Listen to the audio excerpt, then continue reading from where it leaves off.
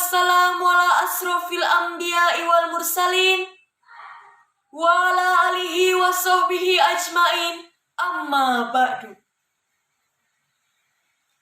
Hadirin rahimakumullah. Nabi Muhammad SAW dilahirkan pada hari Senin, tanggal 12 Rabiul Awal, bertepatan dengan tanggal 20 Agustus 570 Masehi. Selain dilahirkan, pada hari Senin, banyak kejadian yang dialami oleh Nabi Muhammad SAW. Yang pertama, Nabi Muhammad SAW menerima wahyu yang pertama di Gua Hiro pada hari Senin, tanggal 17 Ramadan pada usia 40 tahun. Yang kedua, Nabi Muhammad SAW berhijrah ke Madinah pada hari Senin, tanggal 12 Rabiul Awal pada usia 53 tahun. Yang ketiga, Nabi Muhammad SAW meninggal dunia pada hari Senin, tanggal 12 Rabiul Awal pada usia 63 tahun. Dengan demikian, maka pantaslah jika Nabi ditanyai mengenai saum pada hari Senin, beliau menjawab,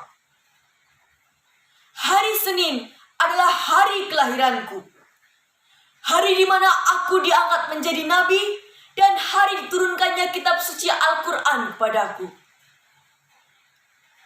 Hadirin yang berbahagia, sejak kecil Nabi Muhammad telah memiliki sifat yang berbeda dengan manusia biasa yang lain. Sifat-sifat calon nabinya telah tampak pada diri Rasulullah. Contoh yang pertama, saat masih kecil, Muhammad pernah pingsan karena auratnya terlihat. Yang kedua, selama menjadi penggembala domba, ia tak pernah sekalipun memukul gembalanya ataupun mengeluarkan ucapan kasar sekalipun itu dengan binatang. Yang ketiga, Muhammad tidak pernah menyakiti hati orang lain ataupun lawannya, baik dengan ucapan maupun dengan perbuatan, tetapi senantiasa memberikan bimbingan kepada yang lain dengan contoh yang baik. Yang keempat, Muhammad pernah terpilih menjadi hakim untuk menuntaskan perselisihan antara kafilah-kafilah Arab yang memperebutkan ingin menempatkan Hajar Aswad yang terjatuh ketika itu. Yang kelima, Abu Thalib adalah seorang ahli dagang, tetapi ia sering mempercayakan kepada beliau untuk membawa barang dagangannya, bahkan memimpin rombongan dagangnya ke luar negeri dan memperoleh keuntungan yang besar. Yang keenam, Muhammad telah dipercaya oleh saudagar kaya yang bernama Khadijah untuk memimpin rombongan perdagangannya yang akhirnya dipercaya menjadi suaminya.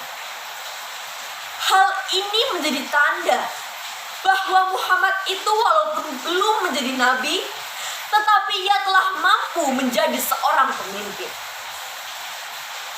Apalagi setelah menjadi rasul, sifat-sifat kepemimpinan dan keteladanan semakin tampak pada dirinya. Pantaslah jika Allah Subhanahu wa Ta'ala berfirman,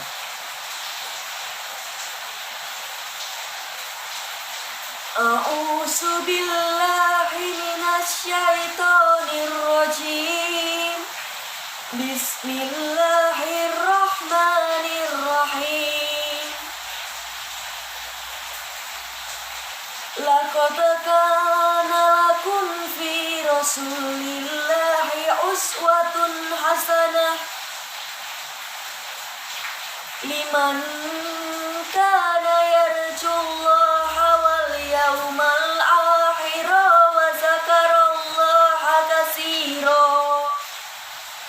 Yang artinya, sesungguhnya telah ada pada diri Rasulullah itu suri teladan yang baik bagimu, yaitu bagi orang-orang yang mengharap rahmat Allah dan kedatangan hari kiamat, dan dia banyak menyebut Allah. Quran Surat Al-Ahzab ayat 21. Ada 5 hal keunggulan pada perjuangan Nabi Muhammad SAW. Yang pertama, sasaran yang universal. Kalau para nabi dan rasul terdahulu diutus oleh Allah hanya untuk kaumnya saja, seperti kaum Samud, kaum Ad dan Bani Israel, maka lain halnya dengan Nabi Muhammad SAW. Beliau diutus oleh Allah untuk seluruh umat yang ada di alam ini. Kerasulan Muhammad bukan untuk yang bersifat lokal, tetapi internasional. Demikian pula dengan waktunya tidak terbatas, tidak seperti rasul-rasul terdahulu yang bersifat temporer, tetapi berlaku sepanjang masa. Jika diibaratkan lampu, seperti matahari yang selalu menyinari isi dunia. Yang kedua, mengikat persatuan bangsa-bangsa. Kalau para rasul terdahulu telah merintis untuk mengumpulkan pribadi agar menjadi suatu bangsa, maka Muhammad mengumpulkan bangsa-bangsa tersebut agar menjadi suatu golongan yang lebih besar tanpa adanya suatu ikatan dan perbedaan warna kulit. Seluruhnya sama, yaitu saudara seagama. Yang ketiga, berkumpulnya segala sifat kepemimpinan. Pada diri Rasulullah itu telah berkumpul segala sifat-sifat kepemimpinan, segala sifat yang dimiliki oleh Rasul terdahulu. Keberanian Nabi Musa, kedermawanan Nabi Harun, kesabaran Nabi Ayub, keteguhan hati Nabi Daud, bahkan kasih sayang yang Nabi Isa berikan terhadap Nabi Muhammad SAW. Dengan demikian Nabi Muhammad bagaikan lautan tempat berkumpulnya air sungai. Atas dasar ini, Nabi Muhammad adalah seorang pemuka agama, diplomat, panglima perang, pembangun dan pendidik yang berhasil. Keempat, berprestasi dalam segala bidang. Nabi Muhammad SAW adalah seseorang yang berhasil membangun keluarga, berhasil membangun akhlak masyarakat, dan berhasil membangun negara. Dan yang kelima,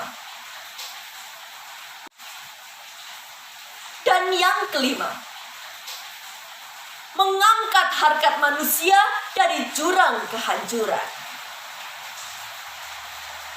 Sekian, terima kasih. Wabillahi taufik wal hidayah.